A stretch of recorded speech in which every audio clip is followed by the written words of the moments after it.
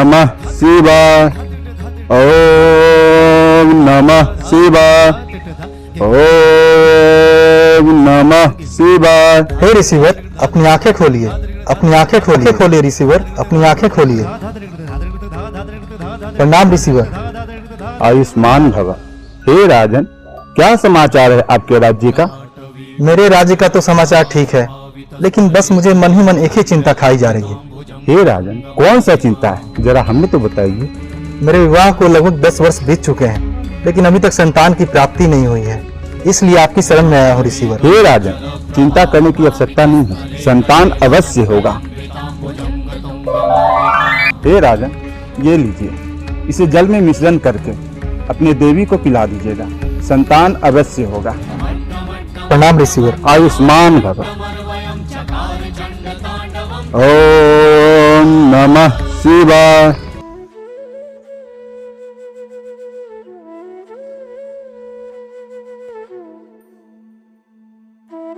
नारायण नारायण।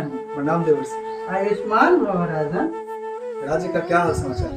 मैं अभी अभी राज्य का भ्रमण ही करके आ रहा हूँ, वहाँ सब कुशल मंगल है, परंतु हे राजन, आप चिंतित नजर आ रहे हैं। कुछ ऐसी ही बात है जो मुझे मन ही मन खाई जा रही है। ऐसी कौन सी बात है राजन?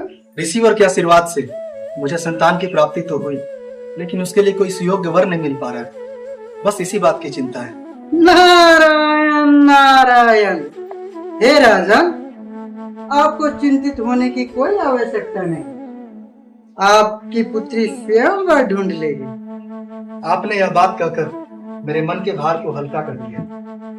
प्रणाम देवर्षि। आयुष्मान भव राजन। नारायण नारायण।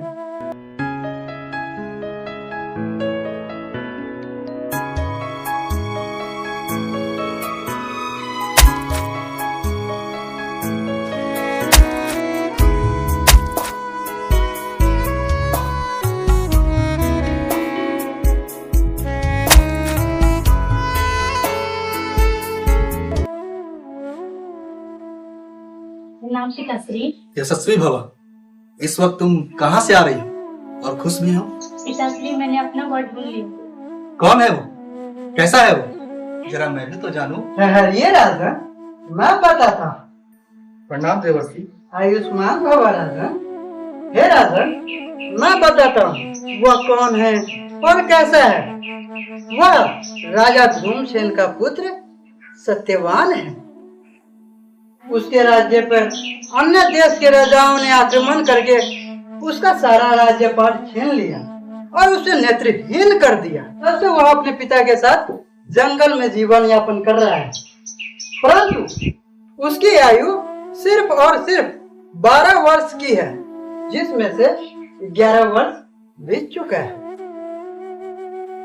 सावित्री, ये तुमने कैसा वर ढूंढ लिया? ये तो अनर्थ ही हो जाएगा।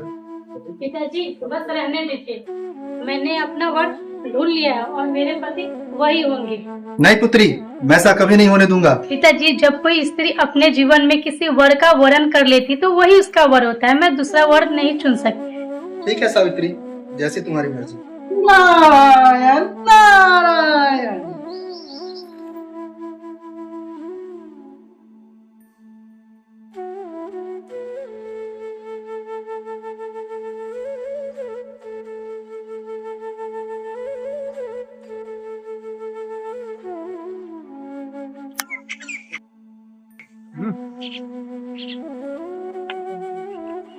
स्वामी, मैं भी आपके साथ आज जंगल में लकड़ी काटने चलूंगी।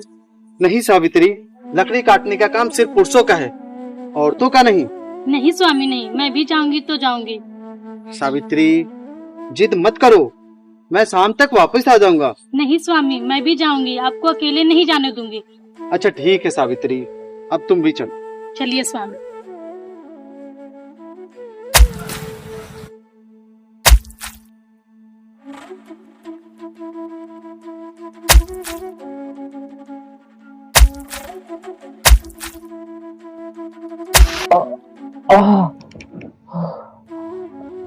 ये क्या हो रहा है मुझे?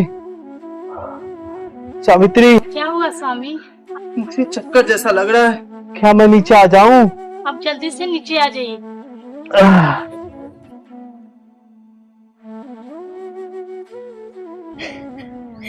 उठिए ना स्वामी, उठिए ना।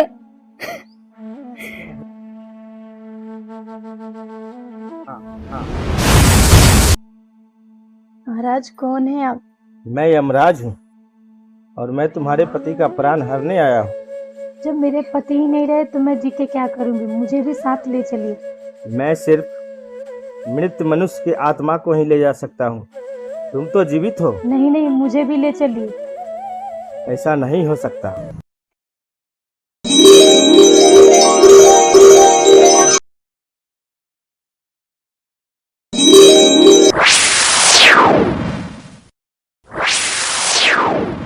सावित्री, तुम मेरे पीछे पीछे कहाँ आ रही हो?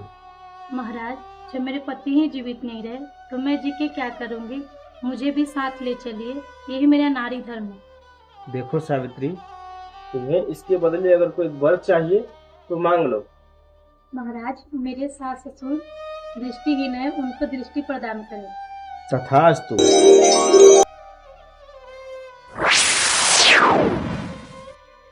सावित्री, तुम लौट जाओ।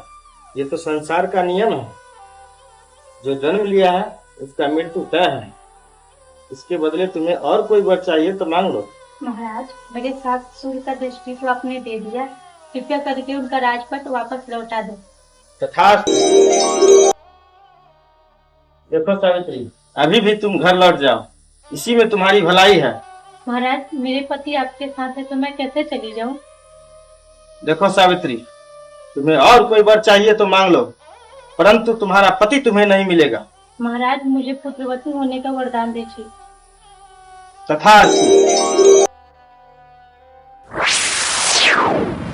देखो सावित्री, मैं तो तुम्हें पुत्र होने का वरदान दे दिया, अब तो तुम चली जाओ। महाराज, आप मुझे पुत्र होने का वरदान तो दे दिए, परंतु मेरे पति आपके पास है।